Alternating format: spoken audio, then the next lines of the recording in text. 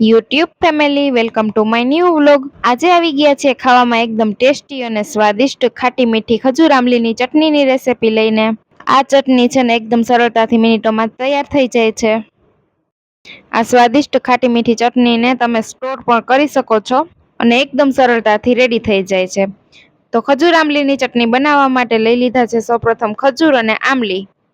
જેટલી ચટણી બનાવી હોય એ પ્રમાણે લઈ શકો છો ખજૂર અને આમલી।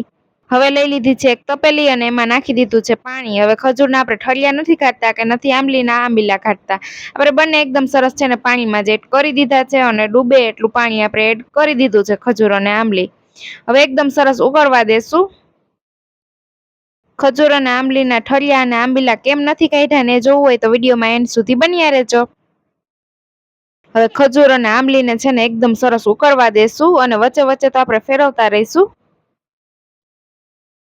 તો અહીંયા છે ને આપણા ખજૂર અને આંબલી એકદમ મસ્ત ઉકળી રહ્યા છે પાણીમાં। તો જ્યાં સુધી નરમ થઈ જાય ને ત્યાં સુધી વચ્ચે વચ્ચે ફેરવતા રહીશું ને એકદમ સરસ ઉકળવા દેશું, પાકવા દેશું। તો હવે થોડીક જ વારમાં આપણા ખજૂર અને આંબલી જોઈએ ને તો એકદમ સરસ નરમ થવા માંડ્યા છે ને તેમાંનું પાણી છે ને વરાળ બની બનીને અડધું થઈ ગયું છે। ત્યાં સુધી આપણા ખજૂર અને આંબલી નરમ થઈ જાય ને ત્યાં સુધી પકવવાના છે। તો અહીંયા ખજૂર અને આંબલી આપણા નરમ થઈ ગયા છે, એકદમ સરસ પ્રવાહી ટેક્સચર આવી ગયું છે અને જોઈને તો ખજૂરના પણ ઠળિયા અલગ થઈ ગયા છે। હવે લઈ લીધો છે આપણે જારો, જેમાં આપણે ખજૂર અને આંબીલા અલગ કરી શકીએ એવી રીતે। તો અહીંયા ઠળિયા અને આંબીલા અલગ થઈ ગયા છે ને આપણું ટેક્સચર પ્રવાહી રેડી થઈ ગયું છે। હવે આ પ્રવાહીને ઘટ બનાવવા માટે, ચટણીને એકદમ સ્પેશિયલ અને ઘટ બનાવવા માટે લીધો છે 1 ચમચી તપકીરનો લોટ। તપકીરના લોટથી આપણી ચટણી છે ને એકદમ સરસ ઘટ થઈ જશે।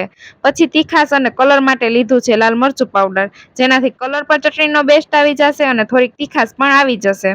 હવે તપકીર અને લાલ મરચું પાવડર એડ કર્યા બાદ ચટણીને એકદમ સ્પેશિયલ અને ઘટ બનાવવા માટે ગેસની ફ્લેમ ઉપર રાખી દીધી હતી ને થોડીક વાર પાકવા દેશું 2 મિનિટ માટે। તો અહીંયા 2 મિનિટમાં જ આપણી તપકીર છે ને એકદમ સરસ ઘટ ટેક્સચર લાવી દેશે આપણી ચટણીમાં અને લાલ મરચુંથી કલર પણ બેસ્ટ આવી જશે। તો અહીંયા આપણી ચટણી એકદમ મસ્ત ઘટ થઈ ગઈ છે, તમે વિડીયોમાં જોઈ શકો છો।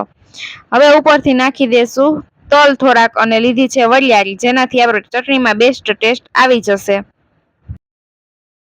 તો હવે કરી લેશું મિક્સ। થઈ ગઈ ને આપણી ચટણી એકદમ સ્વાદિષ્ટ તૈયાર। તો અહીંયા તમે ચટણીનું ટેક્સચર જોઈ શકો છો, એકદમ મસ્ત છે ને ઘટ આવી ગયું છે। આ ચટણીને તમે સ્ટોર પણ કરી શકો છો, ફ્રીજમાં 10 થી 12 દિવસ સુધી સ્ટોર કરી શકો છો એકદમ સરળતાથી। ભજીયા, પકોડા, સમોસા, દાબેલી, ભેર અથવા કોઈ પણ જાતના એકદમ ટેસ્ટી પકવાન સાથે તમે શેર કરી શકો છો। જો આ સ્વાદિષ્ટ ચટણીની રેસિપી જો તમને ગમી હોય તો વિડીયોને કરી દેજો લાઈક, કરી દેજો શેર કરી દેજો, એટલે બીજા બહેનો પણ એકદમ સરળતાથી બનાવી શકે અને ચેનલને કરી દેજો સબસ્ક્રાઈબ, જેથી અમારા અવનવા સ્વાદ સાથે ટેસ્ટી રેસિપી વિડીયો ફક્ત મિનિટોમાં જ બનાવવાના તમારા સુધી મળતા રહે। Like, share and subscribe.